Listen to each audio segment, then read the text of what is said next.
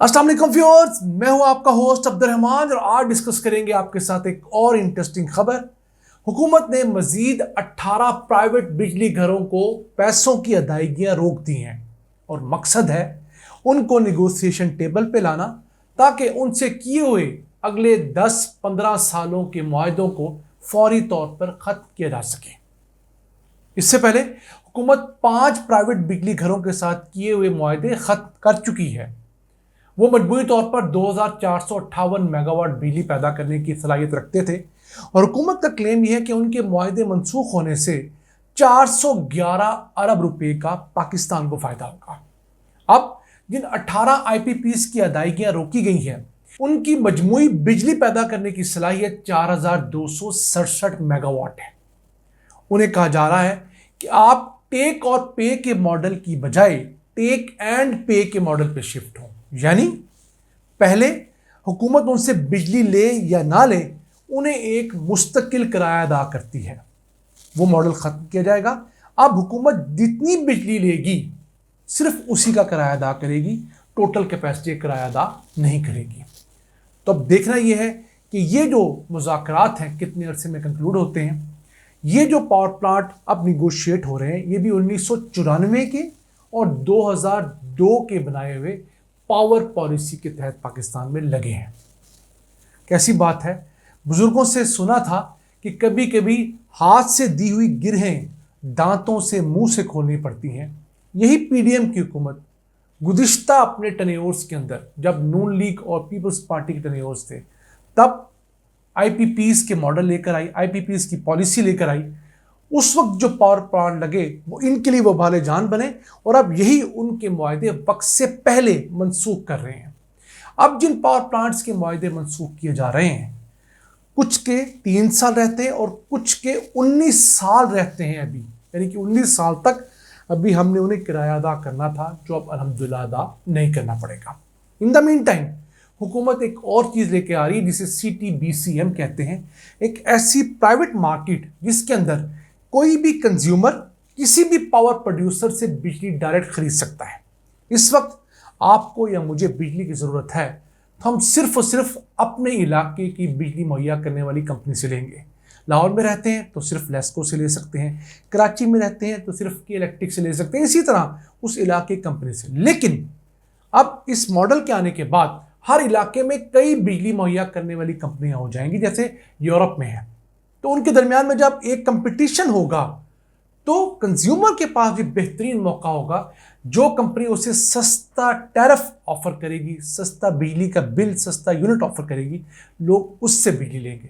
तो ये तमाम पावर प्लांट्स अपने कंज्यूमर्स खुद ढूंढेंगे। इस वक्त इनका सबसे बड़ा कंज्यूमर वाहिद कंज्यूमर हुकूमत है और इन्हें कहीं और जाने की ज़रूरत पेश नहीं आती। अब कौन कौन से पावर प्लांट हैं और वो किन किन सालों में लगाए गए वो आपसे शेयर करते हैं।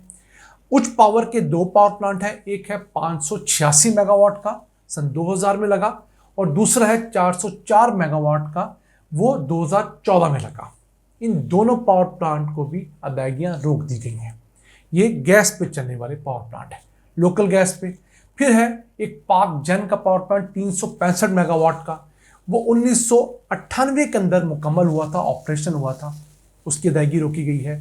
फिर एक लिबर्टी पावर है जो कि 235 मेगावाट का है, इसका 1B और लिबर्टी पावर 2 जो 200 मेगावाट का है, इन दोनों की अदायगियां रोकी गई हैं। 1 2001 में मुकम्मल हुआ था और 2 2011 में मुकम्मल हुआ था।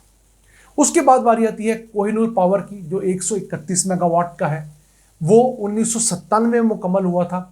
अभी उसके मुआहदे में सिर्फ 3 साल रहते हैं लेकिन हम उसे फौरी तौर पर टर्मिनेट करना चाहते हैं। फिर फौजी कबीर वाला एक पावर प्लांट है 157 मेगावाट का, 1999 में ऑपरेशन हुआ था, उसका मुआहदा भी ख़त्म किया जा रहा है। फिर अटक पावर है 165 मेगावाट का, 2009 में ऑपरेशन हुआ था, उसका मुआहदा भी ख़त्म किया जा रहा है। फिर एंग्रो का एक पावर प्लांट है जो कि गैस पर, लोकल गैस पे चलता है, पुराना पावर प्लांट है, 2011 का 227 मेगावाट का, उससे भी बंद किया जा रहा है। फिर फाउंडेशन पावर प्लांट 185 मेगावाट का 2011 का, वो भी बंद हो रहा है। फिर हालमोर पावर प्लांट 225 मेगावाट का 2011 का, उसके भी आखिरी दिन आ गए हैं। फिर हबको का एक नारोवाल के अंदर लगा हुआ पावर प्लांट है वो 220 मेगावाट का है, वो भी 2011 में लगा था।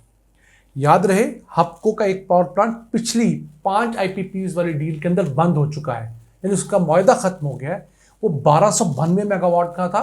वो पाकिस्तान का सबसे पहला और सबसे बड़ा प्राइवेट पावर प्रोड्यूसर था। उसने बड़ा माल बनाया था। वो पहले बंद हुआ है, अब हपको के इस वाले पावर प्लांट की बारी है। फिर निशात ग्रुप के 2 पावर प्लांट हैं, वो बंद होने जा रहे हैं। एक है निशात चुनिया 200 मेगावाट का, और एक है निशात पावर, वो भी 200 मेगावाट का। ये दोनों पावर प्लांट तकरीबन 2010 के आसपास लगे थे। फिर ओरिएंट पावर का पावर प्लांट है 229 मेगावाट का, ये 2010 का है। फिर सैफ पावर प्लांट 229 मेगावाट। फिर सफायर का 225 मेगावाट का 2010 में मुकम्मल हुआ।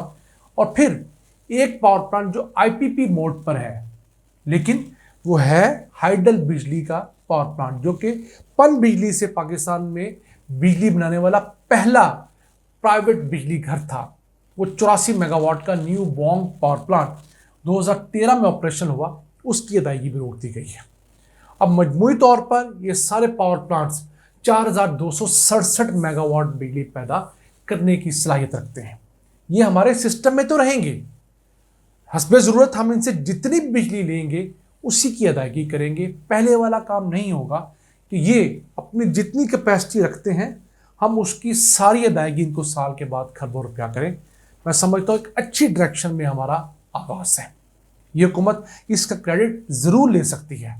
यहाँ पर कुछ साफ़ी कहते हैं नहीं, पाकिस्तान के अंदर सरमायाकारी नहीं होगी। जनाब, जितना पैसा इन लोगों ने बना लिया है, तो कोई भी सरमायाकार यहाँ पर ये सोचकर पैसा लगा देगा कि मुझे 2-4 सालों में अपनी असल आमदन आ जाएगी, और अगले 3-4 साल भी अगर मैंने मुनाफा कमा लिया तो मेरी तमाम कसरे निकल जाएंगी।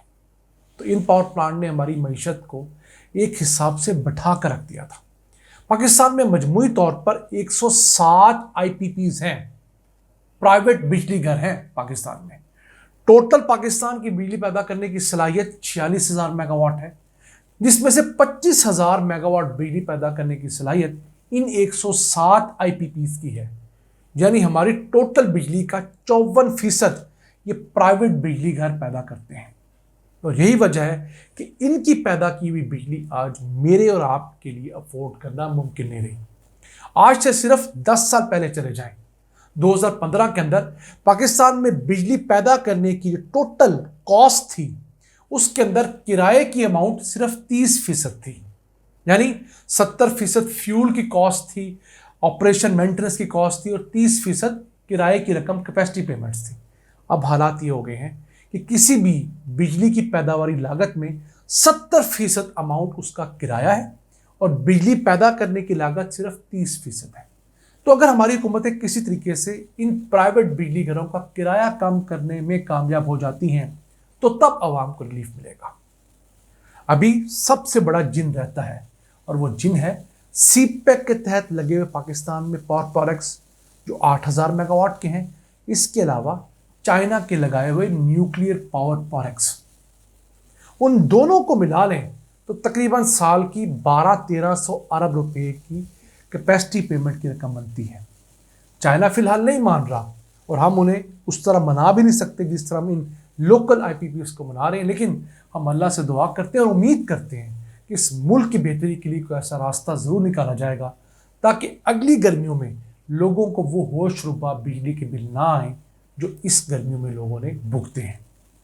इन अल्फाज के साथ अपने मेज़बान अब्दुल रहमान को इजाज़त दीजिए। अल्लाह ने के मान।